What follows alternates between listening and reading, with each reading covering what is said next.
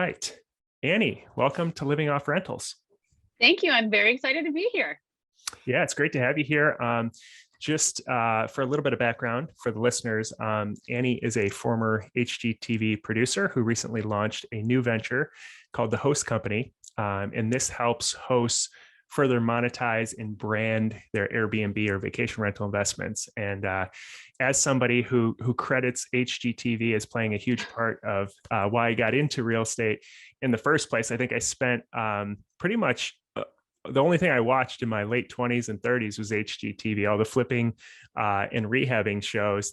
And that was it played a big part for me. So now we don't even have a TV anymore, so I can't watch anymore, but it was big in the beginning. So I'm excited to talk to you and kind of hear more about that world actually a little bit. And then also about how the host company can help, as somebody who owns, we've got 10 vacation rentals ourselves, and we're always adding more. I think this is just such a great concept. So before we dive into that, if you could give us just a little bit more about your background and kind of how you got into the HGTV world.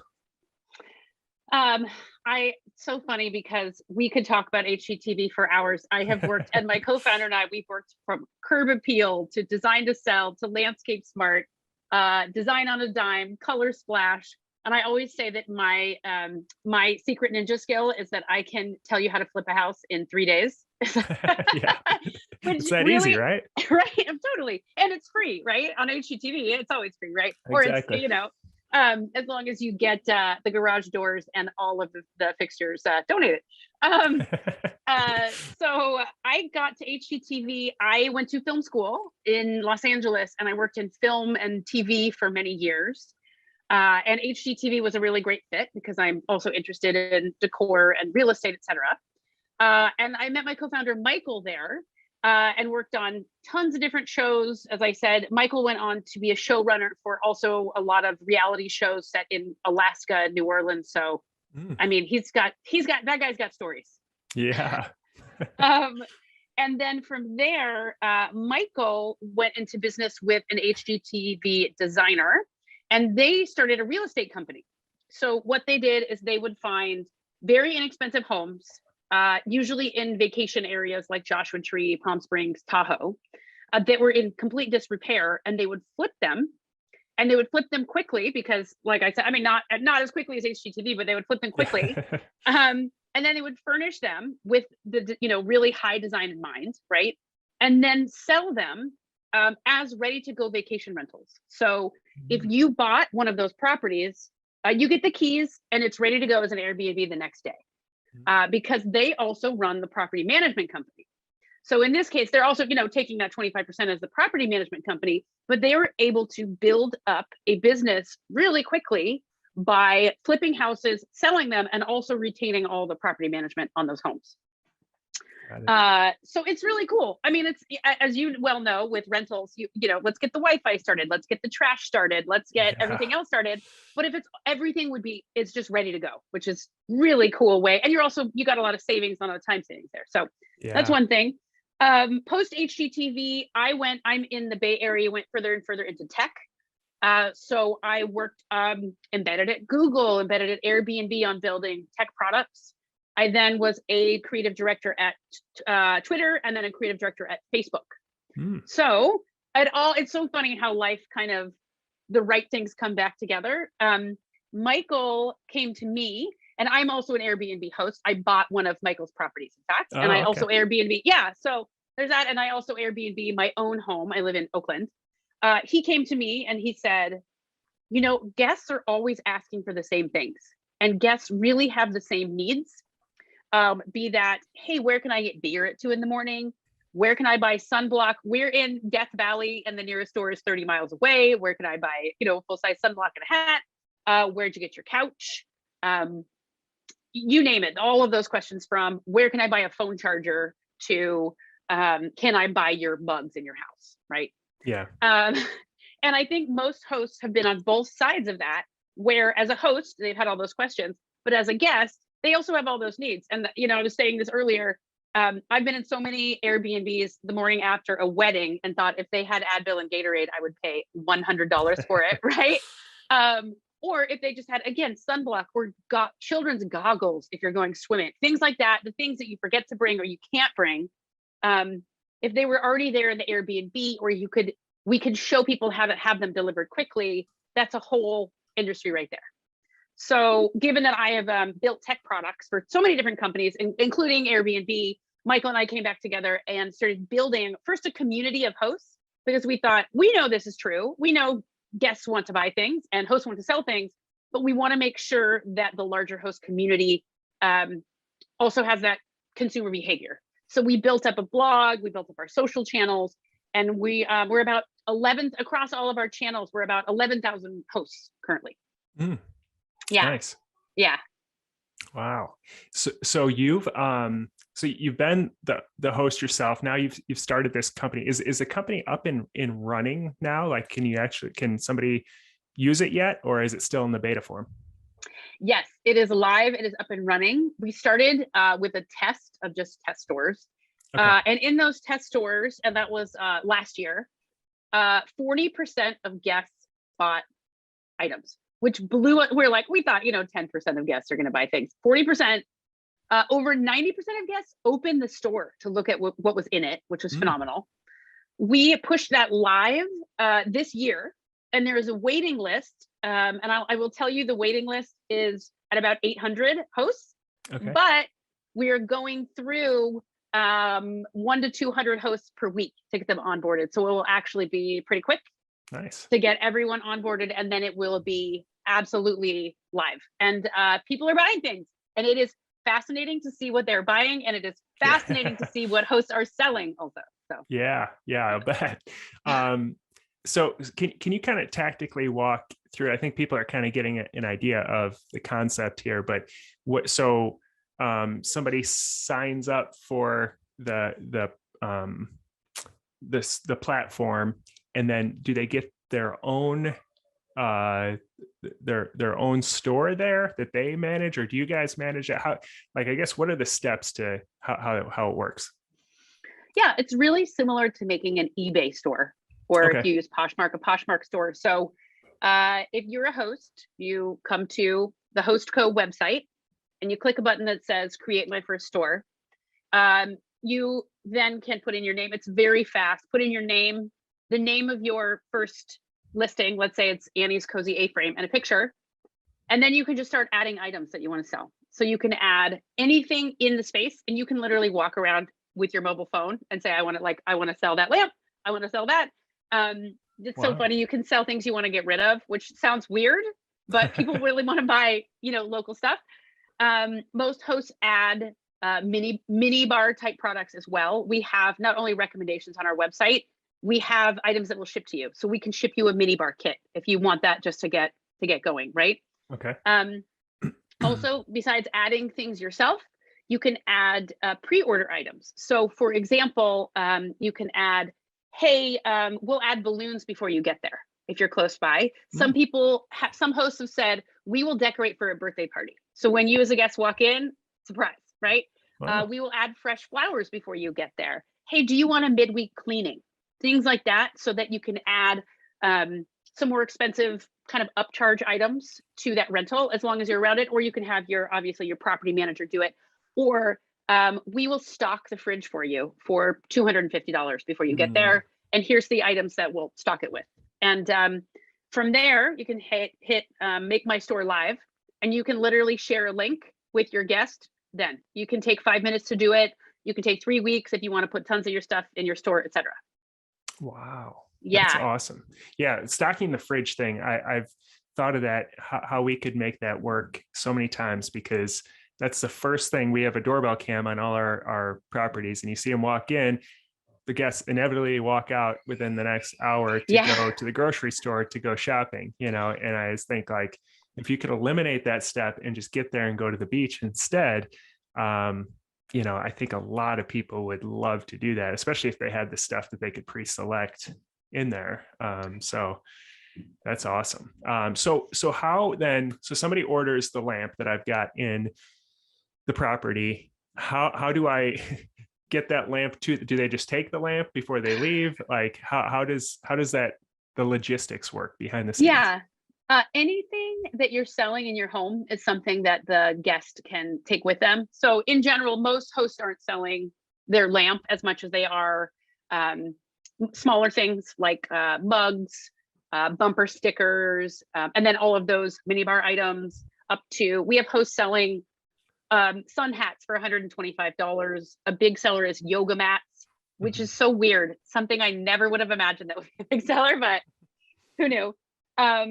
We in the future will also be able to link to items in your house that your guests can just go to that link, and you'll make a profit. So it's like an affiliate profit from them just clicking on that link. So let's say you have a West Elm couch that everyone loves. If someone says, I love your couch, you can say, oh, go into my store. There's a link to it in my store. I see. We also have noticed these funny things that hosts have added items that break often in their place. And, you know, I don't know if it's the same for you, but guests often will break something and they'll be too embarrassed to tell you, right? Or you'll think like, oh, did they steal it, right? Things like wine glasses, bath mats, things like that. When a guest says, oh my gosh, I'm so sorry I broke 2 wine glasses, you can say, oh, don't worry, just go buy them in my store.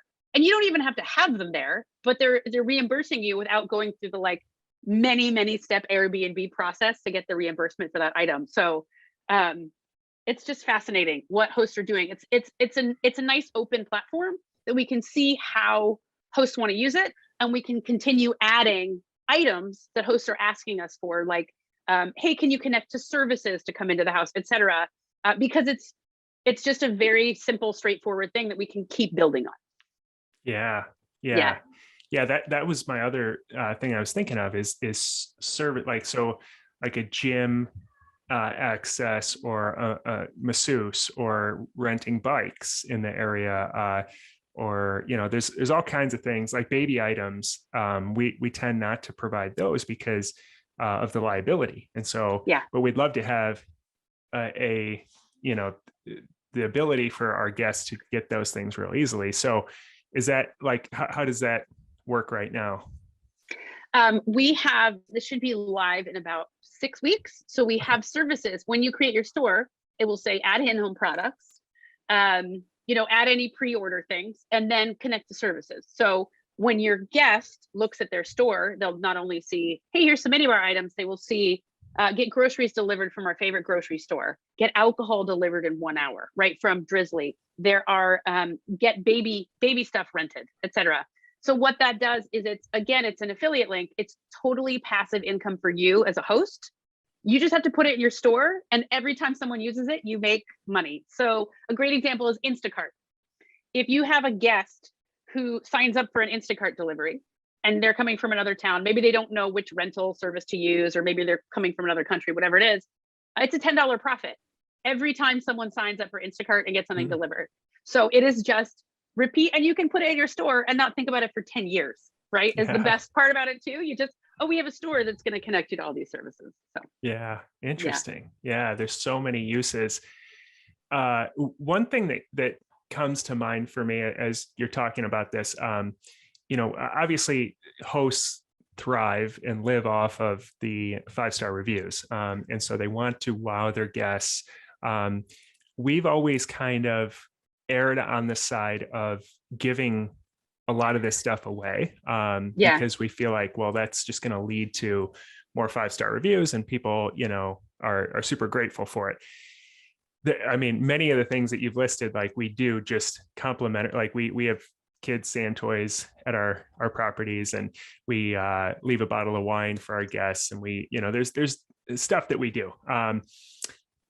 Have you noted, like, has there been any pushback from guests saying, you know, they're nickeling and diming me here because they're charging me for every last thing? Like, what's the fine line, I guess, where you the threshold of things that should be charged for and things that a guest would expect that they're just going to get? Yeah, that is something that we talk about quite a bit in our blog, etc. Because there is a certain level of hospitality that you have to reach, right? Like, you should be leaving chocolates, you should be leaving wine, you should be leaving a personal note.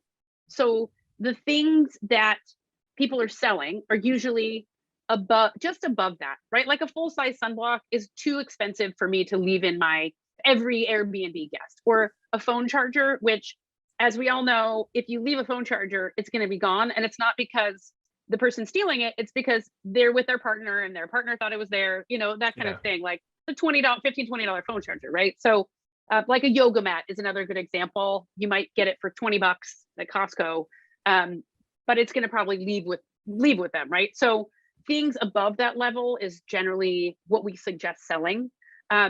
And we haven't had any pushback. And the great thing is, with our platform, it is positioned as a real value add. So there aren't price tags on things. That's something that we've heard hosts complain about pre us is, I don't want to sell anything because it seems so tacky. Yeah. Right? Like, I'm a painter and everyone wants my paintings, but I don't want to put, so it is I'm trying to think of the right word here. It is optional to use the service or not. So our signage says, hey, forgot something, need something, we have a store. So it's really just a very gentle way to do it. Many hosts will send a link ahead of time, a couple weeks, and say, hey, if you need anything extra, we have something extra. So it is that sort of passive experience. We have noticed, so we haven't had any pushback in any of that thus far. I imagine that we will as we grow. Like, hey, why are you charging me $22 for a bottle of water? Or I would have gone to a hotel, right? So making sure that you are doing the right thing for your guests is a large part of it. What we have noticed is guests starting to leave the information in their reviews, saying, oh my gosh, they had a store, it was so cool. Or, oh my gosh, they had all these local items for sale. And if hosts have a picture of that in their listing as well, hey, we have a store, that is something that can separate you from, because, I have my rentals in Joshua Tree. Everyone has a boho, 2-bedroom boho listing, is what I like to say. But they don't have a store. So that it becomes a differentiator and becomes a positive thing rather than hey, you're just charging me for every single thing, right? Because some guests may never even open the store or even notice it's there if they don't want to shop for something. Right. Yeah. Yeah, that's really, I'm starting to think through like so many applications now. My wife actually just launched her own antique shop this year. And so she's our decorator, for all the Airbnbs. But I think we could put a bunch of her stuff in there. And like you said, we wouldn't want to put price tags on it, but if you can just price it in the store. Have you had, like, if we put an expensive antiques piece in there, there's a little bit of concern that somebody would just walk out with it. How do you prevent that? A couple of ways. So with smaller items, so generally people are going to take smaller items with them. We suggest a host to not just leave everything out, but put it so it's not visible. If that means a stock closet, if that just means a high up kitchen cabinet, if it means a space in the garage, right? Guests do not get the location of those items until they've paid for them. So they only get the information of where that thing is located on their receipt when they get an email receipt. And when they buy that item, they also sign a term of service that says, if anything is missing from the store, so if anything for sale is missing, you will be charged for that item. So we go back to them and we say, hey, here's your PayPal request for those, for additional items. So that is our top level of security. Beyond that, and the terms of service, there also is the fact that you as a host review your guest, right? So there's that back and forth. And then also, if a guest never opens the store and never uses the store, they're just stealing from an Airbnb, right? So it's kind of the same as a regular theft anyway. But I mean, if they open the store and they look at it and they put it in their cart and then they steal it, we can also see that because we've seen when they've had it in their cart, et cetera. So we have a resolution team that can deal with many of those items. Also, just in terms of those larger items, our platform, our website, I should say, it's just really flexible. So you can put items in your store. Let's say you have an antique store that is really close by that might not even be in the house, right?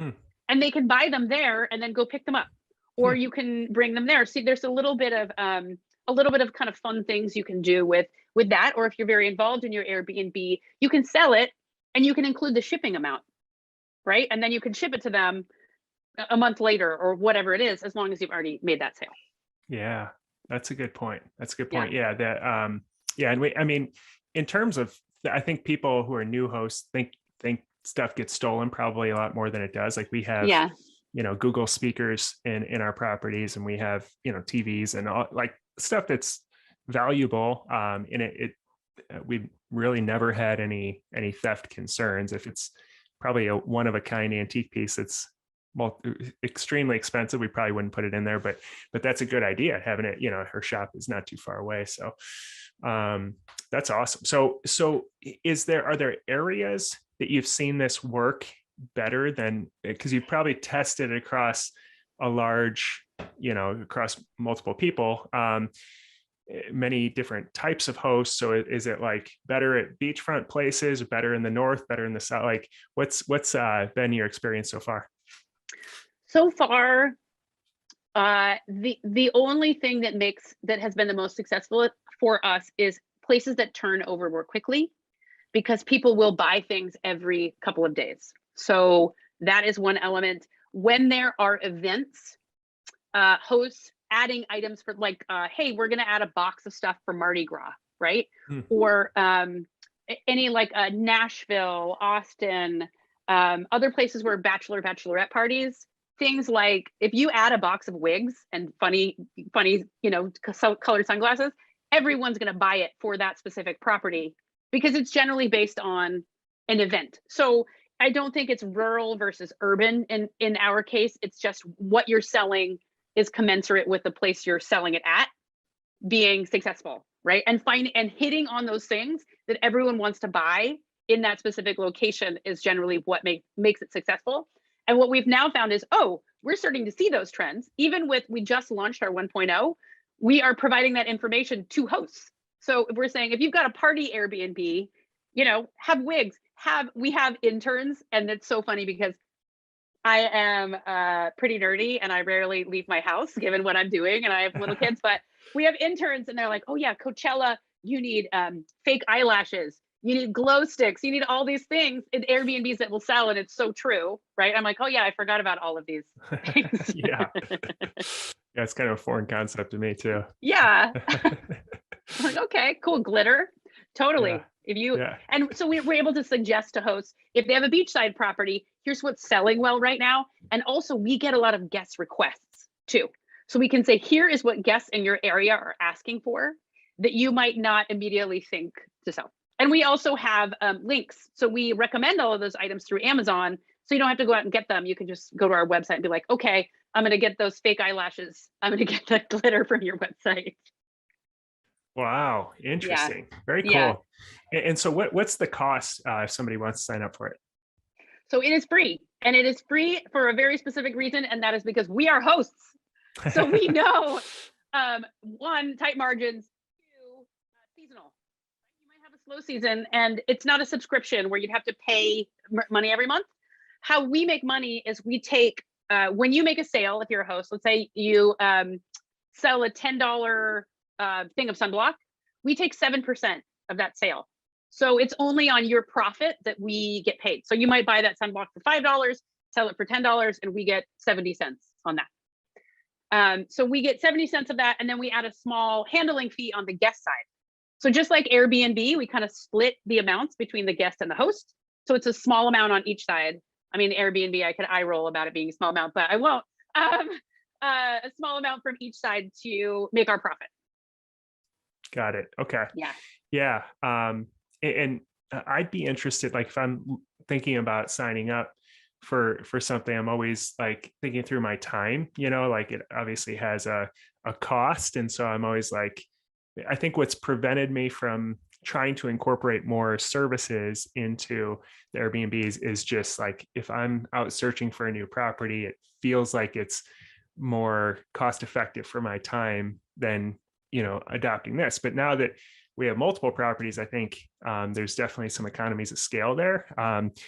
So do you have like an estimate? It might be too early, but like how much extra revenue on average a host could expect from incorporating this? Yeah, in our test listings, where we only had items for sale in the house, and now there's more, it was about $750 per year per listing. And we are seeing that rise because now you can add pre-order items, which you can sell for a lot more money. So we're expecting that to probably triple or quadruple in terms of how much money you can make. We like to say you can make as much money selling items as you can from booking your place. Once you figure out as a host, hey, everyone will buy that $125 sun hat. Everyone wants a tote bag filled with water bottles because they're going on a hike, right? So what are those items you can sell more of? And everyone wants these 3 services, right? So the baseline is that $750 a year per store. And another element of that is you can have, you sign up once on our website, and then you can have 15 stores under your one login. So you can see all the sales of every individual store. You can sell different things in the stores. You can sell the same things in the store, but it's all in one place for all of your listings. Okay. Yeah. And by store, you mean, so it's just a different link of different products. Yeah. Got it. Okay. Yeah. Yeah. So if you're talking about tripling the 750, I mean, multiply that by 10. Yeah. There's some pretty significant increased revenue. It's definitely worth the time. Yeah. Wow. That's really interesting. So then are you the point of contact as the host? If somebody orders something that's going to be shipped to them, do they reach out are you still the point of contact, or is there somebody else who, from the host company who handles that, or how does that work afterwards? So if you have something in your home that you're going to ship to someone, which is a bit rare for us, most people aren't shipping stuff, but we have 2 ways that we do it. If you have, let's say you have a lamp in your house that you're willing to sell and ship, you can put it in your store. Hey, the lamp, we're going to sell this lamp for $40, and we're going to, let's just say it's $60 for the shipping. I don't know. We're just going to, when that sells, you get an email that tells you the name of the person that bought it, where it should be shipped to, and how much money you've made. So you don't need to have any additional communication with that guest whatsoever, because you have all of their information and they've already paid for the item. So it's very simple. We also connect to some local vendors, which, I've told you a lot of stuff we're doing, so there's a lot, but we do in major cities, you'll see things like, hey, if you're in Oregon, you can put Oregon honey in your store that everyone loves. And it's another passive thing. You don't have to ever think about it, because we just email the vendor and say, hey, this person bought your honey, send it on over. And you as the host make, you make $4 of profit on that item as well. So we're able to get completely passive with the shipping, unless you want to ship it yourself, and then still pretty easy to do. It gives you the information automatically, and then it also pays you out automatically for that item. Very cool. Very cool. Yeah. Awesome. Well, I'm excited to jump into it. I'm going to put my name on the waiting list, and I'll be signing up soon. I guess last question, because I'm curious. Obviously, you understand the short-term rental space and must be bullish on it if you're creating a whole company around it. So as you've researched the short-term rental space and industry, are there certain areas where you think, I guess, number one, where do you think it's kind of heading? And are there certain areas where you've seen more opportunity than others? Because I think a lot of people who are listening to this are kind of just getting into it. And the number one Googled thing is always, what's the best place to do short-term rentals? So, and it's always different answers that come up whenever it's Googled. So from your perspective, where do you see the opportunity in short-term rentals? I am so excited about this space. As you probably know, Airbnb did their best quarter ever last quarter ever, right? And especially in the last 2 years, it has been so scary having rentals, as I'm sure you've talked about on your podcast, when no one could go anywhere. And then it has flipped the opposite way. When we started the company, right when COVID hit, we, of course, were freaking out. And now it has gone the opposite way. And it has gone the opposite way because the way people travel has changed and the way people live has changed, right? So you have more people wanting to go on trips closer to home, right? And you have a lot of millennials who are now, and I guess Gen Z, able to work remote. So there is this massive trend in millennials and older Gen Z they can't afford houses in big cities, right? Like Silver Lake, Los Angeles, it's a $4,000 for a 1-bedroom rental. No one can afford that. So many young people are finding second homes and buying second homes in locations within 2 hours of a big city. And then they are going to the city when they have to go to the city, and then going to their home when they can go to their home. So that is a totally new trend, which is absolutely huge, is places within 2 hours of a major metropolitan city. And then we also see, because we keep track of, hey, here are the top cities, here's where it's making the most money, et cetera. If you have a place that is in a fun area that is an hour and a half from Atlanta, or an hour and a half from Miami, or an hour and a half from San Francisco. So for example, 2 of the hugest growing areas in California, Joshua Tree, because it's 2 hours from LA, Truckee, which is Tahoe, which is 2 hours from San Francisco. That seems to be the sweet spot because, one, you can go and stay in it. I mean, obviously you want to make more profits, so don't stay in it very much, but people are willing to go, and they're willing to not only vacation there, but they're willing to go and work there for the week. So that we've just seen this explosion of these homes that are, 2-bedroom, young people wanting to get out of town. Really, really great advice. That's really interesting insight too. And as somebody who owns properties an hour outside of Chicago, I'm really delighted to hear that. So yeah, I agree. I mean, it's been interesting. Even in the off season, we're pretty booked up, just because it's outside of the city, and it's still commutable, but people can work from the Airbnb. So that's awesome. Well, thank you very much. This has been really interesting. A lot of great ideas have formulated in my mind listening to you, and I'm sure the audience is really going to have a lot of takeaways as well. So so the best place for people, if they want to either get on the waiting list or they have questions, what do they do? They can go to www.TheHost.co, and there'll be a big button that says join us now.